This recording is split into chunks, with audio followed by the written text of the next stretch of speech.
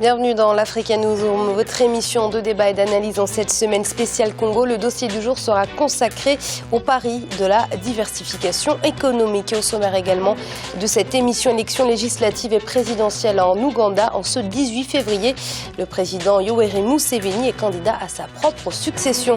Et le Rwanda dans le collimateur de la République démocratique et surtout du Burundi. Ces deux derniers accusent Kigali d'ingérence. Ils ont d'ailleurs saisi le Conseil de sécurité de l'ONU. En ce sens, ils sont avec nous autour de ce plateau pour en parler. Notre invité, enseignant-chercheur Raphaël Goma. Monsieur Goma, bienvenue. Bonsoir Amira et bonsoir chers téléspectateurs. Merci. Et nos éditorialistes, bien évidemment, Malik Hacher. Malik, merci d'être avec nous. Merci à vous Amira et bonsoir à tous ceux qui nous regardent. Et Alfred Chango. Alfred, bienvenue parmi nous. Merci Amira, je suis ravi de vous retrouver autour de ce plateau et puis à mes très chères téléspectatrices aussi, je leur dis merci d'avance de leur accueil. Et tout de suite, c'est l'info du jour.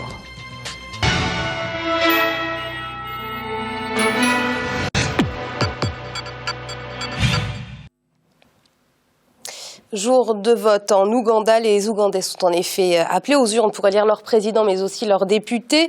Une journée marquée par des retards dans l'ouverture des bureaux de vote. Rappelons que le président Yoweri Museveni est candidat à sa propre succession. Face à lui, une opposition divisée puisqu'elle n'a pas réussi à s'entendre autour d'une candidature unique. C'est un reportage de notre envoyé spécial en Ouganda, Paul de Singui. Les bureaux de vote ont ouvert leurs portes dès 7 h du matin pour certains et avec un petit retard pour d'autres, des retards d'1 à 1 heure et demie, liés, nous dit-on ici, à la livraison tardive du matériel électoral. 8 candidats sont en cause pour ce scrutin présidentiel ici à Ouganda. Tout d'abord, le président sortant Yoweri Museveni, Abed Bouamika, Amama Mbazi, l'ancien Premier ministre, Benon Birao, Joseph Mbariri, Kiza Besigwe, l'opposant historique, Venancio Bari, et seule femme au départ de ce scrutin, Maurice Valoubé. Je viens voter pour mon candidat et espérer un changement en Ouganda.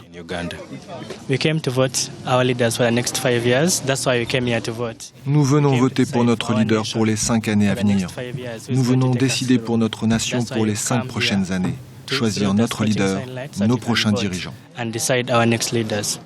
Je viens voter pour mon candidat et je crois que cette fois-ci, mon vote sera pris en compte.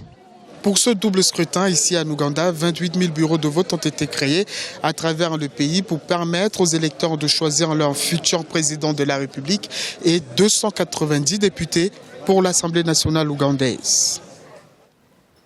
Alfred, le matériel de vote n'était pas disponible plusieurs heures après l'ouverture de certains bureaux de vote. Des bureaux de vote ont d'ailleurs ouvert avec beaucoup de retard, comme nous l'expliquait Paul de Singo, notre envoyé spécial en Ouganda. Est-ce un manque d'anticipation qu'on peut qualifier d'inacceptable ? Amira, c'est tout à fait inacceptable. D'ailleurs, le représentant, je crois, des Nations Unies ou des observateurs du Commonwealth s'est fâché tout rouge face justement à ces carences qui étaient prévisibles. Enfin, on ne comprend pas comment, dans tous ces pays africains, chaque fois qu'il y a une élection, ces genres de situations se reproduisent. On ne comprend pas comment il y a eu des élections il y a 5 ans, il y avait les mêmes problèmes et qu'on ne se soit pas préparé à cette nouvelle élection justement à éviter que ça ne se reproduise. Il y a là comme une sorte de volonté dissimulée ou cachée du pouvoir justement de créer le chaos et puis parce que il part dans cette idée que Yoweri Museveni il va faire comme au Burkina Faso un coup chaos et puis voilà comme ça il énerve les autres candidats et les autres électeurs et puis effectivement ça crée cette confusion. C'est vraiment dommage parce que ça aurait pu être une élection à des transitions, mais on ne sait pas ce qui va sortir de ces urnes. Mais enfin, 36 ans au pouvoir, Yoweri Museveni, c'est un peu trop, un peu beaucoup, mais bon, il s'accroche, on verra ce que ça va donner.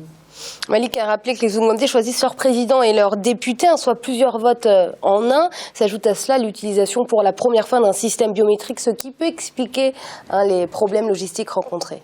Oui, le système biométrique a commence à être utilisé un peu partout en Afrique et malheureusement un peu partout on voit de la désorganisation parfois qui touche les scrutins notamment présidentiels. Effectivement, donc ça demande un apprentissage de la part des pays africains. Là on a quand même une population assez importante, on a plus de 30 millions d'habitants en Ouganda et il est difficile d'organiser parfois des élections quand on utilise ce système-là, quand il y a une population assez importante. J'espère que ces désagréments vont disparaître, mais c'est malheureusement très récurrent dans ces pays-là où le pouvoir est très fort d'observer malheureusement des dysfonctionnements qui sont surtout préjudiciables à l'opposition.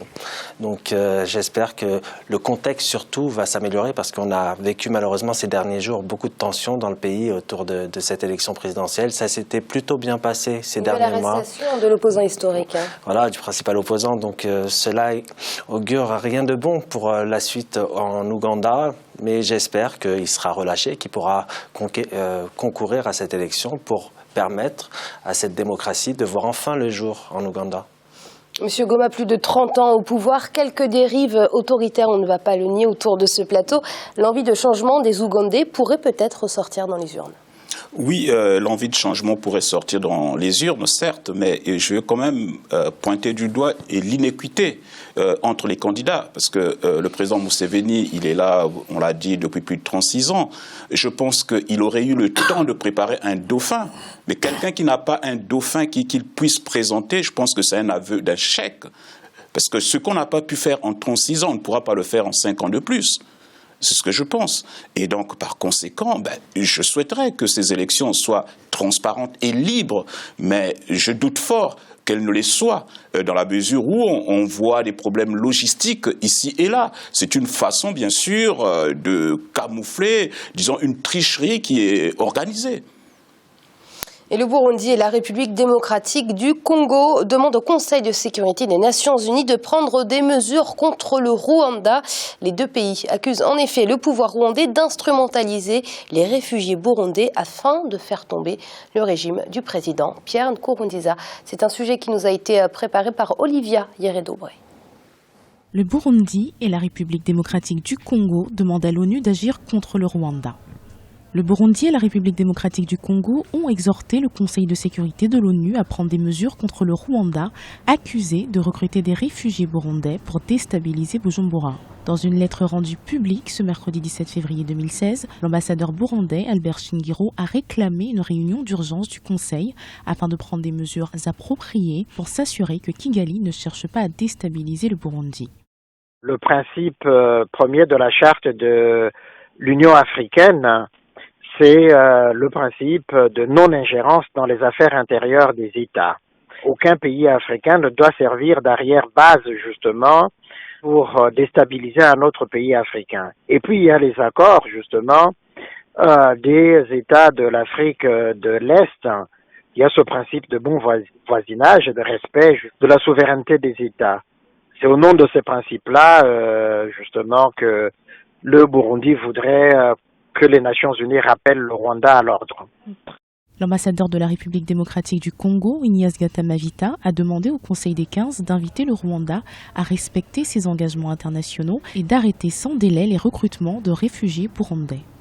Des experts de l'ONU avaient accusé dans un récent rapport le Rwanda de recruter et d'entraîner des réfugiés du Burundi afin de renverser son président, Pierre Nkurunziza. Le Rwanda a quant à lui nié à plusieurs reprises ces accusations. Nous avons plus de 2000 personnes qui sont en prison. Nous avons la répression qui est quotidienne, des exécutions extrajudiciaires. Et donc, tout ça, c'est pas, le problème, c'est pas, ils sont totalement dans le déni. Le problème, c'est les autres. Et le Rwanda, plus de 70 000 personnes qui se trouvent sur son territoire. On peut bien comprendre aussi qu'à ce stade de la situation politique au Burundi, que les réfugiés cherchent des moyens de se défendre, de faire autodéfense, voire de s'organiser un mouvement rebelle. Cela ne veut pas dire nécessairement que le Rwanda est impliqué. Le Burundi est plongé dans la tourmente depuis l'annonce fin avril 2015 du président Nkurunziza de briguer un troisième mandat. Le secrétaire général de l'ONU, Ban Ki-moon, devrait se rendre ce lundi 22 février 2016 au Burundi pour pousser Bujumbura à dialoguer avec l'opposition et à accepter une présence internationale accrue dans le pays afin d'apaiser les violences. Nous allons donc tout de suite commencer le débat avec vous, Monsieur Goma. Burundi et République démocratique contre le Rwanda. Est-ce que le président Paul Kagame a du souci à se faire? Du souci à se faire, non. Moi, je dirais plutôt que lorsqu'on veut voir loin, il faut voir dans le passé. Parce que ce qui arrive aujourd'hui en RDC et bien sûr au Burundi, aujourd'hui, je dirais que le Rwanda n'est pas rentré en effraction. Parce que souvenez-vous, il y a longtemps, les Rwandais étaient invités par, bien sûr, Feu Désiré Kabila, le père du président actuel. Mais à l'époque, le jeune Kabila, aujourd'hui président, était formé par des officiers rwandais. On l'oublie peut-être vite. Et si on veut que, disons, les voisins n'entrent pas chez vous, ben, il faut sécuriser vos frontières. Mais que fait la RDC, que fait le Burundi pour sécuriser les frontières? C'est vrai que j'ai toujours condamné la politique d'expansion du Rwanda, mais est-il vrai qu'aujourd'hui, il faudra que ces pays limitrophes aussi arrivent à sécuriser leurs frontières? S'il y avait vraiment des soldats dits de ce genre, des gardes-frontières, je ne vois pas pourquoi et comment les Rwandais pouvaient rentrer au Burundi ou en RDC. Donc c'est un problème, certes, et qui plus est encore, c'est Nkurunziza qui va saisir les autorités de l'ONU pour dire qu'il serait victime, disons, d'une agression du Rwanda. Enfin, c'est l'arroseur arrosé, en quelque sorte. Enfin, voilà, je laisse peut-être la parole aux autres de développer ce sujet. Merci. Oui, Malik, on peut dire que c'est quand même un peu osé, hein, le président Pierre Nkurunziza qui saisit le Conseil de sécurité de l'ONU contre le Rwanda, alors que lui-même est accusé de ne pas respecter le droit international sur son propre territoire.